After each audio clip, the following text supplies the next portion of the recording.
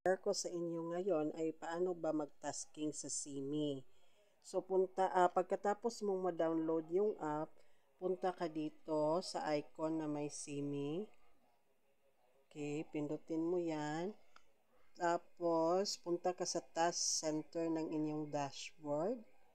At yung pinakamataas, dyan ka magta-task. Okay, pindutin mo lang yung go. And then start your voice chat. Yan. Okay. So, kung mag-check ka kung ilang minutes ka na nakaupo dyan or nakaabot ka na ba ng 1 hour, so pindutin mo lang yung may kulay pink sa taas. Okay, so dito mo yan makikita. Okay. So, kung gusto mo,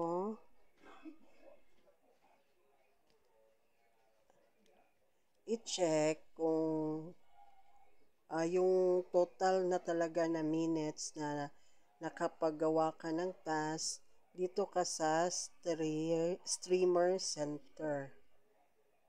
Okay, yan.